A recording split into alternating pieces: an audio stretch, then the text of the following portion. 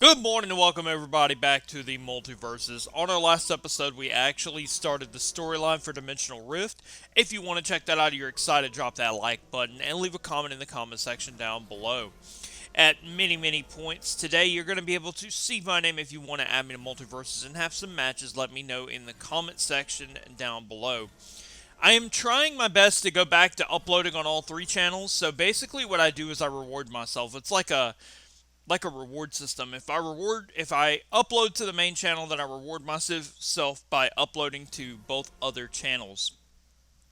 Besides, I also don't want to not be uploading and not making things relevant. I have some stuff to redo from last year, some footage, and some stuff to recommentate, so get excited for that. Looking at my character screen, I thought I actually had one more character to unlock, but we'll get into that in our next video, as of this point, he unlocks the day after. You guys are ready to get into the action. Click the timestamp down below to get into the first match versus Velma. Now, let's remember a couple of things. I played in the beta, so I remember what things were like in the beta, what the characters were like in the beta, and I remember the very few beta stages. So I haven't played in any of the new stages, seen any of the new content, watched any new videos. I'm doing this completely blind, so let's get into it. I actually chose Jason Voorhees for quite a few reasons.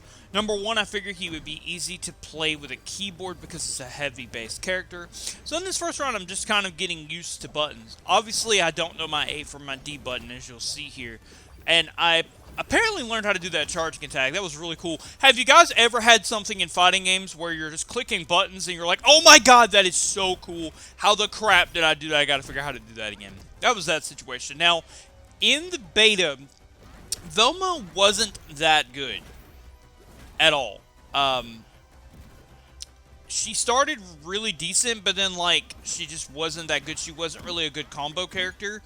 He kind of reminds me a lot of Ganondorf from Smash, and I feel like that's why I think he's a really neat character, because he doesn't really require a skill level barrier in order to learn. So finally, we start learning some combos with this guy. We choke slam Velma, but instead of throwing her the normal direction, we throw her straight. So it looks like his combo with his regular machete is machete, grab, throw. Also, my recovery is crap on keyboard, so I apologize. I'm actually just trying to learn on this first match. Now, these matches are definitely going to get better when I get to play it with a controller, but I want them to be relevant, so I'm going to go ahead and start filming matches. Alright, so we get a point back with our 1-2-3 combo. I really like that. I also like it into some regular aerials. I think that could be very beneficial. It looks like some neutral airs would be really cool. Again, guys, sorry, I speak in Smash terminology, so a lot of neutral game here, from the ground neutral game with that combo into just some regular aerials. And then it looks like that charge has some super armor to it. Additionally, being able to hit straight forward, like some forward airs, are really nice in combination with that choke throw.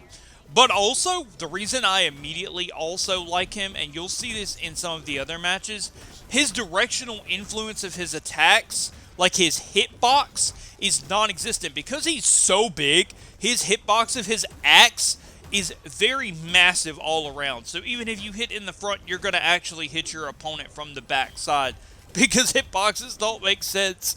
And, you know, I love that about King Dedede in Smash.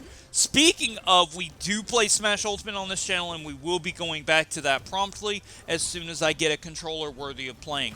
I've got some really good matches backed up that I played, so I am going to record some of those here in the very near future. I had some games versus my friend Azur from the Yu-Gi-Oh series from the Yu-Gi-Oh channel. He's one of the biggest, I guess, contributors to part of the video series, and that's really important to me. Unfortunately, I do lose the first match due to some SDs, but you know, a good start is a good finish. I wanted to actually rematch this person because they were pretty cool. They were on my skill level, which is, you know, novice, I guess. Hey, if you're not a novice, I'm sorry, I don't mean to call you out. I'm playing on keyboard, and I'm playing with a broken character, and I haven't played the game since beta launch. So I guess I have no reason to say anything. I haven't tried any of the characters that have launched since beta. So I think that'll be interesting to go through as a series. And I think what I'll do as I unlock them, if they unlock in the Dimensional Rift or as I unlock them as characters, as of recording this video, it will be a day after this video till I get my next freebie character. And once again, there are a lot of games I play that I never knew the character before I played the game. Let me give you a very good example. A good example would be Zelda from the Ocarina of Time. Yes, yes, yes. Many people know this about me. I've never ever played Zelda. I've probably played 8 minutes of Ocarina of Time. I see I've still got Rain Dog from where I bought him with Gleamium. I'm just glad to have my account back. There it is on the screen. If you guys want to add me for some Multiversus Mayhem, let me know in the comment section, and let me know in the pinned comment, and I will be happy to play you in some games. Yay! One of the new maps! The City of Townsville. I'm excited for this. Not even for the Tom and Jerry. Well, yes, because Tom and Jerry is one of the most underlooked characters. They were kind of, the way I can rank it, I don't know if you guys know the tiers from regular Smash 64, but it's kind of like that. They are an S tier level character. They require a great skilled player to be really, really effective. One thing I'm very interested in is how Mojo Jojo reacts, or like how he does things on this map. Also, I am trying right here at the beginning of the match to figure out my dash attack. And I guess what I haven't figured out is I have to be actually running in order to get that dash attack. Also, those bombs have a very nice upward blast to them. But while I'm figuring out what my buttons are, I've been updating you guys on some things coming to this channel and some things that I've looked into recently. I talked to you guys on the last Multiversus video about some PlayStation Net Play. And now I'm going to expand that even further because I have also found some people that play some specific GameCube games on NetPlay. Guys, I want to let you know my internet situation has changed. See, remember what I was talking about hitboxes? That was a perfect example of a hitbox that made no sense whatsoever with that wide axe swing. And we still was able to KO the Tom and Jerry really, really well. I guess we turn into little toon ring dogs when we get hit by Mojo Jojo's beam. So that's kind of interesting. Also, all the people that I had added to Multiversus and played with in the beta, Bubbles, Predhelt, some people that I've played with other games, they are also still on my friends list. So at some point I would love to have some matches with them because I remember Bubbles being quite good at Multiversus from what I remember. Speaking of, Azure is really, really good at Smash, like unrealistically. I was really good at Smash and then I stopped playing. You know, I had a series on this channel for Sure You Can, trying to get Ken up to ranked, and then of course I had my King DDD stuff, which doesn't even make sense because it's definitely my best. And then I had mained Kazuya for a little bit, but then kind of got bored of the gameplay, and other characters just kind of bore me intently, and Ganondorf's not fun to play in Smash to me. That being said, like I said, there are some GameCube games. I plan on adding NetPlay to the channel along with some regular PlayStation. And there is a huge, huge thing for regular PlayStation that has been 4 years in the making, and we will get to that when we get to it. We're going to finish this off with a choke throw into Tom and Jerry, and that is the end of that. I think it's actually 4 matches because I think it's 2 Tom and Jerry's. And then, of course, I had the first match, and then I believe Black Adam is the last one. Going back to the fact that I haven't played any of these characters or against any of these characters and am used to the original only Multiversus roster. How the times have changed, how the times have changed. We're going to jump into some more Multiversus Mayhem with the next match. So let's remember, guys, for your convenience, I will have all those matches listed down below if you want to jump directly into the Mayhem, and my username is right there. It popped up twice. If you want to add me for some Multiversus Mayhem, I'll be happy to. We're going to Dexter's Lab. Ooh, what does this button do? Oh my god, I grew up with Dexter's Lab. This hits really, really home. I'm not a fan of platform stages. I realize I'm playing a platform fighter, but I like flat stages that don't have a lot of platforms in them. Things like Battlefield really change a lot of the competitive mechanisms in the game. Alright, so we start great with a self-destruct. We are starting off fantastic. But I'm not going to let that stop me from causing ruckus with the axe. I go ahead and go for some neutrals, get them right up there at the end. The other thing, too, is I really like this back air and forward air of his. Not only because his hitbox is stupid, but also because it's just really, really cool. And I think you guys will really like the ending to the Black Adam match. Alright, so it's a cat and mouse game in which I finally learned to recover with the spacebar, come up with a forward air. And I am trying to dash dance on keyboard. This is hilarious. You know, it's kind of funny. I actually started my Smash career before Smash on Wii U. I actually didn't have a Wii U at the time. And a friend of mine that him and I no longer speak actually recorded that at Mario Kart for me at the time. And as of this day, of course, I have a Wii U with Mario Kart 8. And I no longer have my Smash disc, but I backed it up and play my backup copy of the one that I originally had, and was playing online with my original cert tokens from my Wii U. Pretty cool stuff. Also being able to record in HD, but Simu has come a long way since then, probably 5 years, so definitely want to do some Smash Online on different platforms at some point. Red, game point! Okay, so now it is time to get serious. We are down points here, and we have got to get busy. And that is not it. We are blind swinging axes, some choke throws. Basically what I'm trying to do is use that combo to kind of edge guard him as he comes back from the choke throw combo. I feel like that combo and forward air is a really good edge guard tool.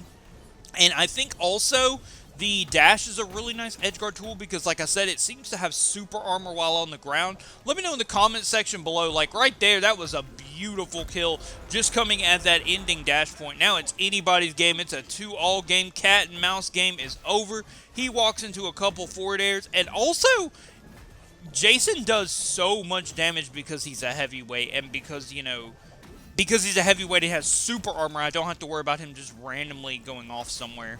That stomp connected would have been so nice. I wanted that. I couldn't have it, but I definitely wanted it. After a little bit, we don't get those couple of forward airs I was looking for, or the one in the air there as I came back, or that one, but I do get that neutral, and I'm trying to come back, and that was a beautiful back air that almost ended it at 96. Oh, is this it? Yes! Combo into the choke throw, and that is the end of the game. I've got one more Multiversus match in Mayhem for you, so let's go ahead and get into it right now. Alright guys, the final match I have for you today is versus Black Adam. Now I'm going to tell you something about this stage, and that's the fact it reminds me of those Smash stages that don't have blast zones on the left and the right, but only upward. So I feel like you kind of bounce your opponent all over Kingdom Come instead of actually fighting them. At some point soon, I'm going to make a tease of some more stuff I got planned coming to the channel. And I've got a really cool way to reveal my Let's Play for the Pokemon channel, but we'll get there. We start off with some neutral game, and we are not playing. That's 28. We could not finish it up with that forward air. But one forward air later and two choke combos later, and we're sitting at 86%. Excuse me, Jason. Excuse me, Black Adam. I was talking. Could you guys imagine in the horror days if Jason Voorhees actually spoke?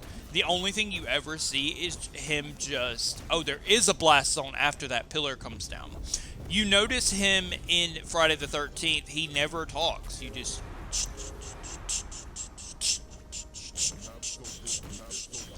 A lot of people are saying now that Jason has been revealed, we have to have more Toon-like horror characters. So we'll see how that works out. Personally, well, no, they couldn't do Darkstalkers because WB doesn't own Darkstalkers. It is pretty cool some of the characters they've been able to get in. Also, speaking of another relevant character, right at the end of the month, right at the end of May, actually, was Marvin the Martian. I grew up with Marvin the Martian. So... dang it, I put a little too much oomph on that one. I got the kill and the match point set, but I went for it a little too hard. Just a little bit.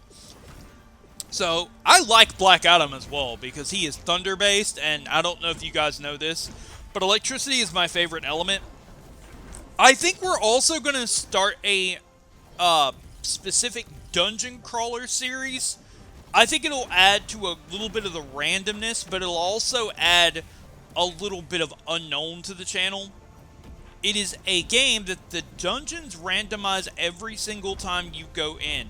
Now, I want to stress, if this is Pokemon content, it will be on my main channel. However, what I'm talking about is from the original PlayStation. So, get excited, get hyped. I've got great ideas. Anyway, more neutral game later. 140. This man has... Sir, you have too much damage. I'm going to need you to get the bolt off the screen.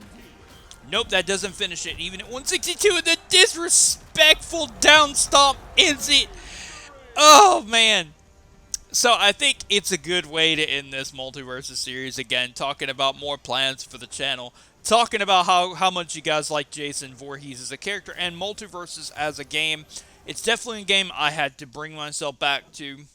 I actually played in the beta, and my entire appeal... Oh, I said too much, sorry. I've got an Acme crate. What's inside? Two Faces coin. 50-50 chance to get a 20% attack and defense boost. Oh, that's cool. A two-sided coin that always works. That's kind of cool. What I was going to say is, I said appeal. God, I've really got to learn to bunch my mouth shut. That being said, I do have another freebie character coming tomorrow, and there's definitely some coverage that I want to do on it and see how the character runs. So you'll see more tomorrow after this video goes live. We'll be back to Brave Fencer Musashi, our newest random dungeon crawler series, and some other additional content that I plan on playing. We'll make it into a recording schedule and videos that you can expect on this channel and games to follow, along with some sparsed in 2023 demos as we move into get all the 2023 content and get into 2024. That's all I got. I'll see you next time. Power on, power off.